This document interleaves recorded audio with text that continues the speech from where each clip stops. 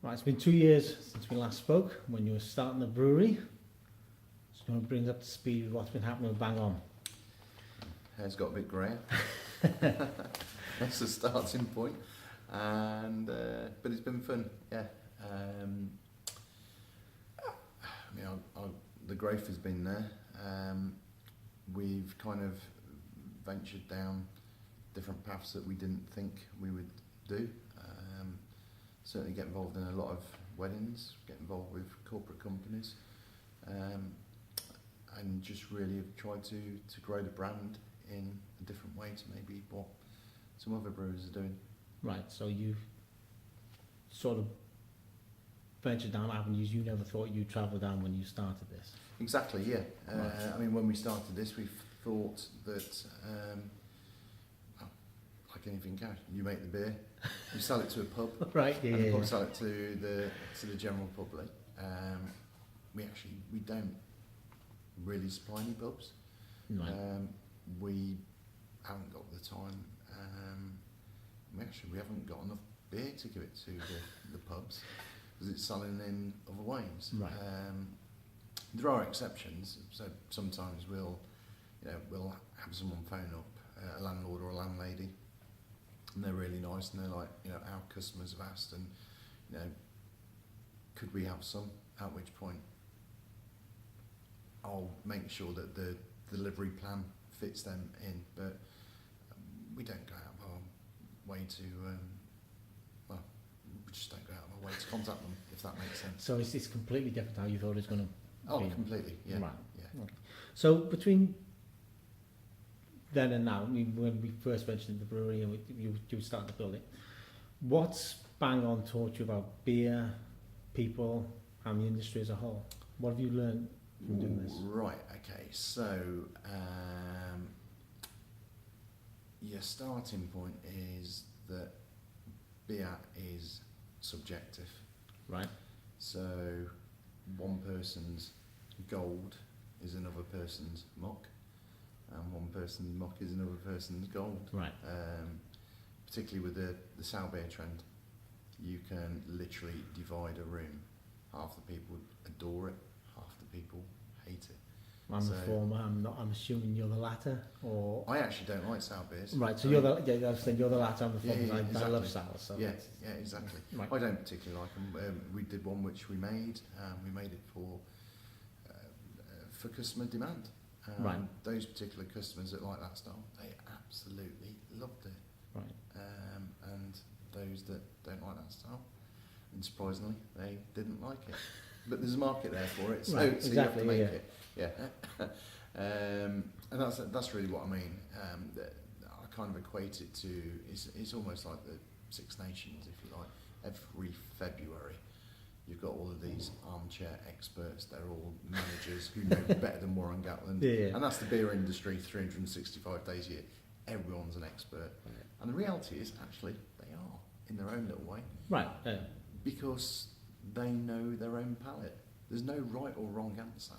It's just, you like what you like, and I like what I like. And everyone's a winner. Okay. So you started personalising beers, which is kind of a first in the industry. Do you want to tell us how that all started? This It whole started by accident. I won't say it's first because I don't know of anyone else that's doing it. Right, that's what I'm. Yeah. I haven't heard of it Yeah. apart from you doing it before. The world's a big old place, Right, so there's yeah. bound to be somebody somewhere doing it. Right. And if there isn't, then hey, great. You are the first. But I don't. Yeah, Right. I'm sure there is somebody. Yeah. So it happened by accident. As you'll be aware, our beers, our theme had names. So there Right. was Trev, there was Arthur, there was Doris, Stephen, Eden. Right. And then we'd be doing various different shows or festivals, or even just in the brewery, or even in the shops that we supply, where people would come up saying, "Oh, have you got an Imogen? Have you got a Tim? Right. You know, have you got a Vicky, Nikki, or whatever?" You Yeah. know? And it's like, no, we haven't. No, we haven't. You know, there's only so many beers you can make, and then all of a sudden it was like, hang on a second, you know, let's see what we can actually do. So how does the whole thing work? Well, the biggest challenge is actually getting printing done in small batches. Right. So there are kind of three, if you like, sort of elements to our personalisation. Right. So firstly, we've been building batches of different styles of beer, which aren't the ones that are commonly on the shelf, if that kind of makes Right. sense. No, yeah, perfect. So the first element of it, or this is kind of how it all kind of then came about, was say people saying, have you got this, and so on and so forth. The challenge we had was finding printing to get done in small batches. Right. So we've managed to find a way where we can actually now print in small batches in as cost-effective way as we can. Right. So one of our core beers, you know, you'd be talking, you're talking 10 pence label or something like that. Yeah, but you're having thousands and thousands and thousands done. Right. So When you want mass just, production brings the cost down for that. of course, yeah. Right. And then when you're talking just 12 labels, you've got to get someone to set up the job, load it all up, Right. do the printer, do the cutting, do absolutely everything, and you're not going to find someone to do that for 10 pence. No. So, what we've got is an agreement where the volume is now starting to kick in because of people that like it. So, effectively, what people get is just very, very simply, and this is all done by hand. Sorry, very simply, Yeah. this is all done by hand. Is you have your label, Right. it's applied by hand.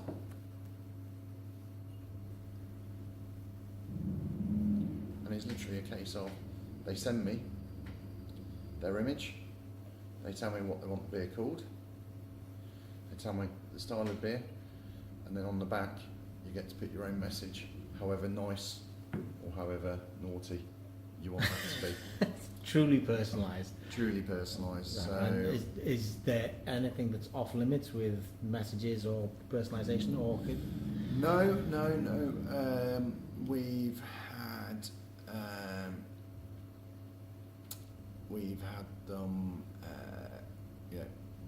happy birthday. yeah, A religious figure loves you. right? Everyone else thinks. Oh, you're yeah. Okay, so we've had that. We did one. We did one just last week for an engagement, and the message on the back was, whenever there's a murder, the police always investigate the spouse first, and that tells you everything you need to know about marriage. Good luck. And that was from one sister to a sister. So yeah. So there's that, and then obviously you get the, happy birthday, Dad, you're a legend, Right. or Because you started doing Father's Day beers as well, didn't you? And then sort of, Yeah, well, actually, so that's not just for Father's Day. If I Right. just hold this one up, Dad. The simple reality is I hadn't seen anybody doing a beer called Dad before. right. So we checked it out with the Intellectual Property Office, and sure enough, it's not been trademarked, or it hadn't been trademarked. It actually is trademarked now. So we own the intellectual property to use DAD, the word Dad, on the front of bottles. In relation to a beer, In relation to a beer, right? very specifically in relation to beer. Right. So should a cider producer produce a cider called Dad and they trademark it, then that will be theirs. And you do sell online as well, don't you? We do It's sell not online, we're just starting to. Right. So we're just getting the website up and running, Right. literally in the final stages of actually getting it into the 20th century, the 21st century. 21st century, yeah. 20th century for me. Yeah, these we're both relics, Neil, don't you? wow, these computers, they're like typewriters with TVs on top. That's how Push the buttons, the words appear. Yeah, my 11-year-old, no worries, he can sort it all out. But yeah, I just stick to the old things. Do what you do best, and that's brewing beer. Craig obviously does the brewing, and Yeah. I look after the rest. So yeah, with the Dad, it was actually launched in time for Father's Day. and understandably there was a big spike in terms of the sales. But dads have birthdays, so it's a constant seller throughout the year.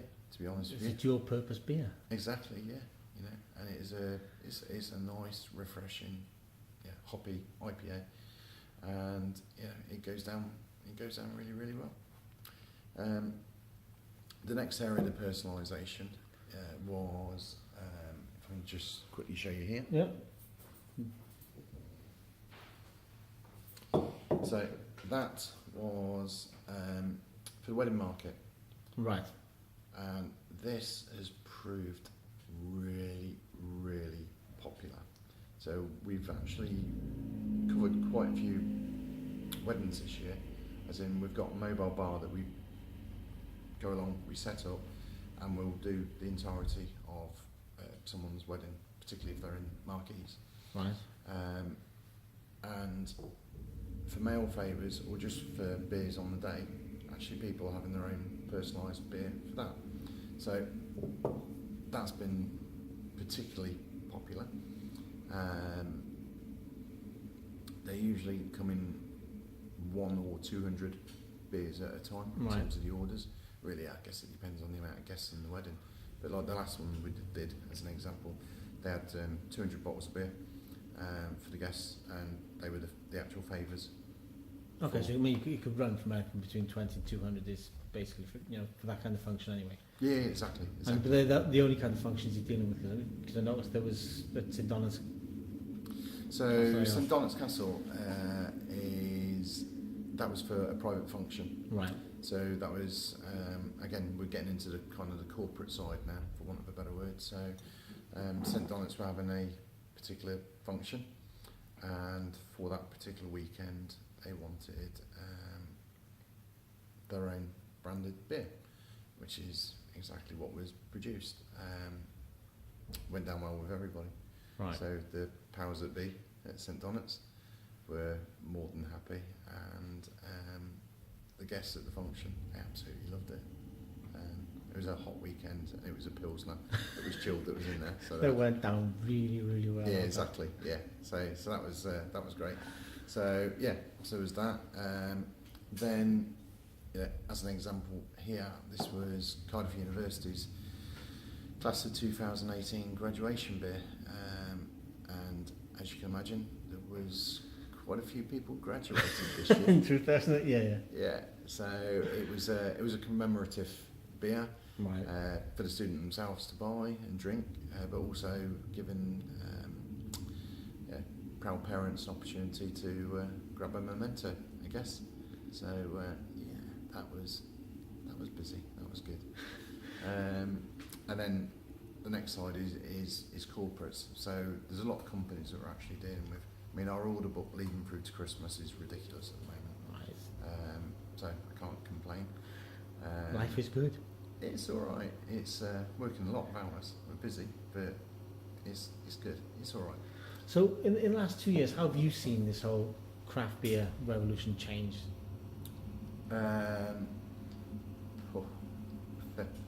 The market is subtly saturated, Right. and I think there are going to be some victims. In fact, There are going to be breweries falling by the wayside. yeah, in fact, there already have been. I'm sure you'll be aware there are a few breweries that have ceased trading this year, and I think that will continue to happen. The amount of pubs that are out there are dwindling, sadly. The amount of breweries that are out there are growing exponentially, and there just isn't the room. It's a difficult one. For us, we've just had to find our niche that Right. works for us. But it's about finding your own Yeah, you've got to find your own way. And I thing, think, as it were. yeah. And we found our own way. We know what we're doing, and we're quite happy doing it and enjoying ourselves. We do lots of festivals as well. This weekend just gone. Oh, you did between the trees. to the trees, yeah. Yeah, so we ran the bar from Friday morning through till Sunday night. Ridiculously long hours, but great event, absolutely great. And a lot of fun. Yeah, a lot of fun. Yeah, absolutely, loads of fun. I mean, you know, there was, I guess, I don't really know how you put this. There was like A-list names. Oh, if you okay. like, Yeah. just there for the weekend, camping with their family, enjoying themselves, just, you know, being left to it. Yeah. Bit surreal. You sat there going, I know who you are, but I'm not. Yeah. but it just, that's how cool it was. Right. It was amazing. Absolutely loved it. But again, festivals, we you know, we do a lot of them, as well as the personalisation. But as I said, we don't deal with pubs really. Right. We've just found our way that suits us, and I think there's a lot of breweries that maybe haven't found their way at the moment, and need to. So don't be surprised if some fall by the wayside. So, what are your 3 top beers that you produce? Well,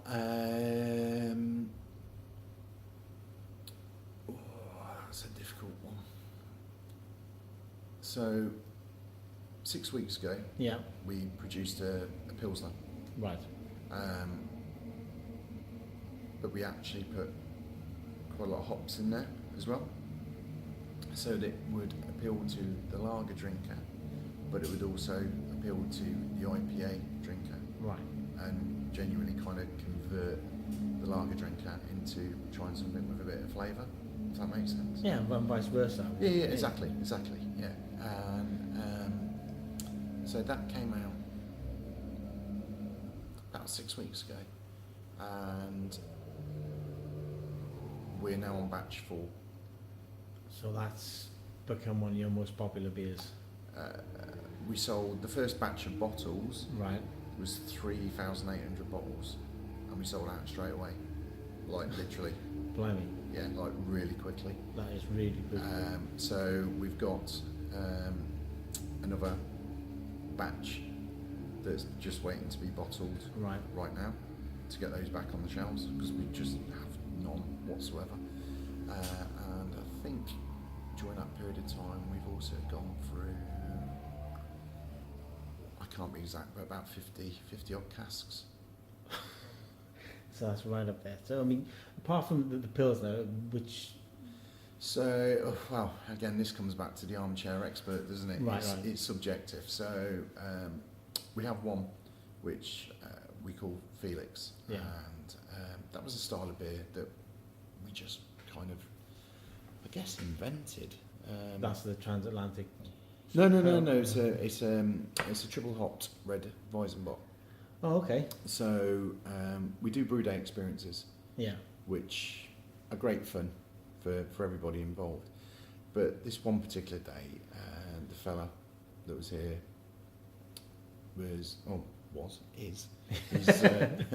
he's from Cologne. He's German. But as he explained, he likes the Weizenbocks. Right. He also likes the darker beers, and he likes hoppy beers. Is there Right. any way we could combine the 3? So we found a Weizenbock recipe. We followed it, but using darker malts and grains, and went through a 3-stage hopping process, and therefore a triple hopped red Weizenbock. We've had some armchair experts saying, "Oh my God, the Germans be turning in their grave! How dare you!" and all this. And then you say, actually, it was made with a gentleman who's very educated in beer styles. Yeah. From Germany, at which point they quickly wind their neck in. But I absolutely love that one. Now Right. we only make it in bottle because it's 6.3%. You're saying. Yeah, so we only do that in bottle because it's 6.3%. So we Yeah. don't really want tons of people getting mashed on a stronger beer, shall we say. And again, we only do that in small batches. Right. So over the last year, we've made 4 batches, but on each occasion, probably about 1,000 bottles. Okay. So it's, it's small batch. I adore it. It's a drinker's beer. It's not slam it down your neck. It's sip it. Save it. Yeah. Yeah. I mean, when I drink it, I actually drink it in the same way that I'd kind of drink a glass of wine. Right. I'm getting those flavours coming through, and they're incredible. Absolutely love it. So, yeah, there's the Pilsner, The Wiesenbach. the Weizenbock, which they'll call it a bestseller. Well, because we release it so rarely. When we do, it sells. So it's more like a seasonal beer. Yeah, exactly. No, Yeah, yeah. it just when we release it, it sells really, really quickly. And then I think the other really good seller. Well, there's been 2. So one is Cariad, Right. which we're selling a lot on Amazon, and just because of the design of the bottle, if I'm honest. I mean, it's a good, solid beer, lots of flavour, really tasty. But people on Amazon are looking at the label and go, Cariad, that's love in Welsh. Oh, yeah, we love beer, I'll have some of this. So that's selling so much. I mean, to be fair, they all do. Right. Every customer's got So their own. they're like all like children, and it's difficult to sort of differentiate. And Yeah, exactly. I mean, we've done quite a lot of work with Cardiff University, including working with their biosciences department. right, that's your honey beer then, is it? Yeah, that's right. Yeah. So when we released that, we had ITV News and the BBC rocked up the next day, asking lots of questions about this healthy beer, and did it cover your 5 a day? Obviously. They're entitled to their opinion, but I legally cannot associate any health claims with a particular You cannot beer. possibly comment on No. the veracity of its healthy properties. Absolutely. Right. Scientifically, everything that's gone into it is scientifically, everything that's gone into it is uber. Right. But once it gets turned into alcohol, then clearly not. So, yeah, my caveat, listen here kids, it's not healthy, don't drink beer. But any adults are entitled to have their own opinion. Yeah, so again, there's that one, and then Dye, which we did in cans for the first time. Right. And we do a particular farmers market, which tends to attract a lot of tourists, because the design of the can has got the Welsh flag. Tourists just buy it. Hopefully they drink it too. But most of the time they're just bubbles, and they pick it up. And so again, that's a popular one. Again, you've kind of nailed it. It's like you can't choose your favourite kid, can you? Right. So, Is there anything you'd like to add there, Neil? no, I think that's pretty much it, Tim. I guess I'll conclude on, do you fancy a beer? Always.